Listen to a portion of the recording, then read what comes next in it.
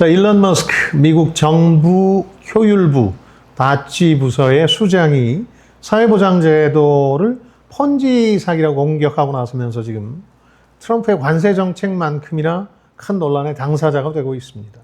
우리야 미국의 사회보장, 이 소셜 시큐리티 프로그램의 직접 당사자가 아니니까 관심이 좀 덜하지만 그보다는 이해관계가 많은 관세 정책에 관심을 많이 쏟고 있습니다만 미국 내에서는 이 사회보장제도도 큰 논란거리 중에 하나입니다.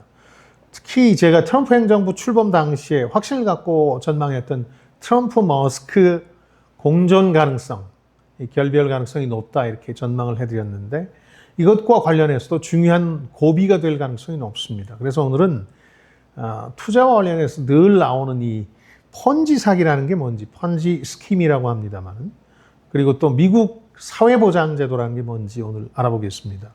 우선 펀지 사기. 1920년대 미국에서 이탈리아계 미국인인 찰스 펀지라는 사람이 벌였던 투자 사기를 얘기합니다. 이게 워낙 규모도 크고 당시에 파급력도 커서 미국뿐만 아니라 세계적으로 관심을 끌면서 펀지 사기라는 말이 좀 일상화됐습니다. 불멸의 오명을 얻었다고 해도 과언이 아닌 거죠. 사실 그전에도 펀지 사기형 투자 사기는 많았습니다. 근데 규모 면에서 이 20년대 펀지의 사기가 워낙 컸기 때문에 이런 유형의 투자 사기에 대해서 일반적으로 펀지 사기다 이렇게 부르고 있습니다.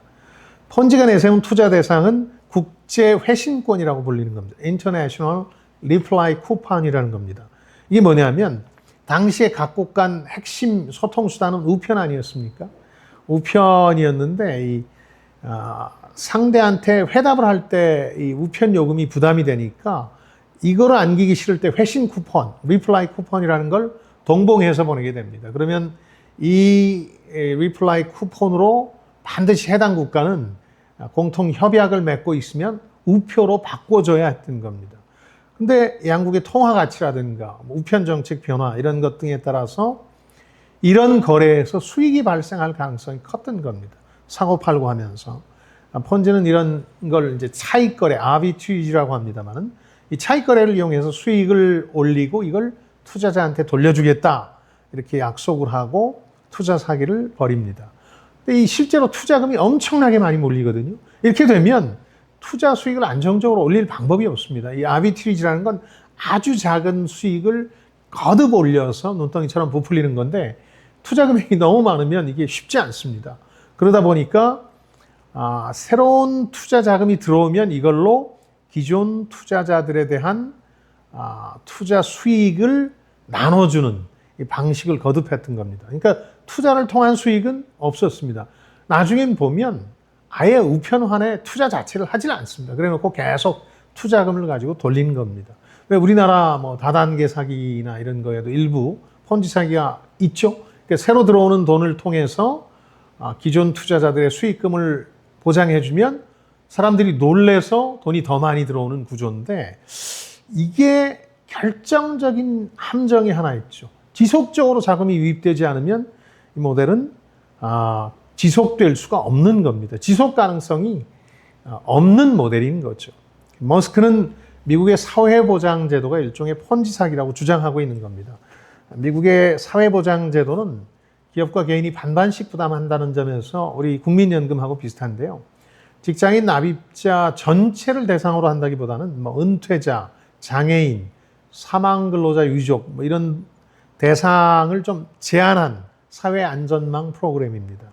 그렇지만 미국의 대표적인 사회복지 프로그램이죠. 이걸 펀지 사기라고 규정하고 엄청난 지금 압박을 가하고 있습니다.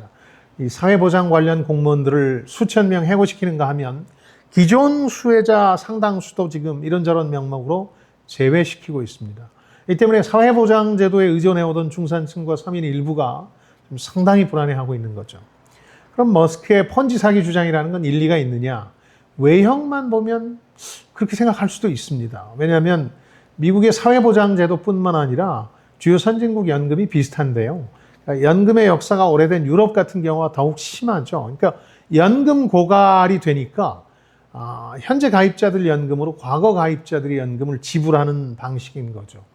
우리도 뭐 유럽 국가들보다는 상황이 약간 낫긴 한데 2050년대 이후에 고갈될 거다 하는 우려 때문에 지금 연금 개혁을 하려고 하는 상황입니다.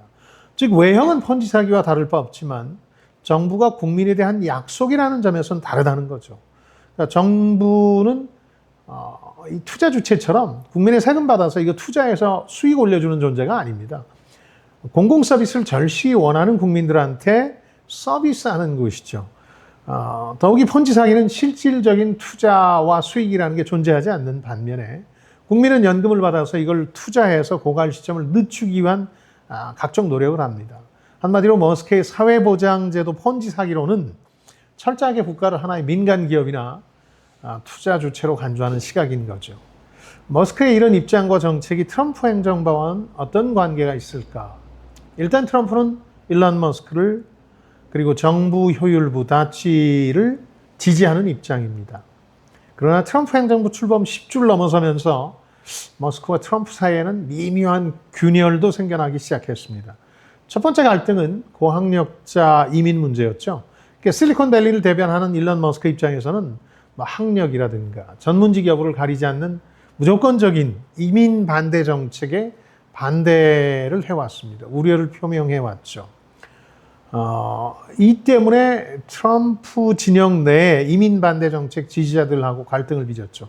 대표적인 게 트럼프 일기 당시 넘버 2라고 할 수 있었던 스티브 배넌 전 백악관 고문과의 갈등인데 이 사람은 아예 일론 머스크를 쫓아내야 된다 이번 정부에서 이렇게까지 주장하고 있죠. 뒤이어서 트럼프의 시그니처 정책인 관세 정책에 대해서도 머스크가 미친 짓이라고까지 반대 의견을 공개적으로 피력했죠.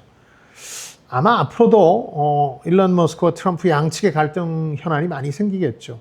사회보장제도 개혁과 관련해서도 현재까지는 갈등이 공론화되지 않고 있습니다만 나중에 어떻게 될지는 모르죠. 트럼프로서는 아직까지 워낙 부담스럽기 때문에 머스크를 안고 가겠다는 입장인 건 분명합니다. 다만 사회보장제도 개혁 자체가 앞으로 상당히 많은 논란에 휩싸일 겁니다. 우리나라 의료개혁과 비슷한 성격을 갖고 있기 때문에 그렇습니다.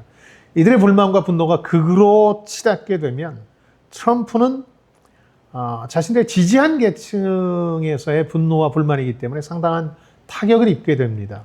그래서 아마 머스크와 정부 효율부가 과도한 시각을 가지고 과도하게 실행했다. 이런 탓으로 돌릴 가능성이 크죠. 그렇게 되면 관세 정책에 이어서 트럼프 2기의 분수령이 될 트럼프 머스크 결별의 신호탄이 될 수도 있겠습니다. 자, 지금까지 김방희였습니다. 저는 여러분들의 성공을 응원합니다. 고맙습니다.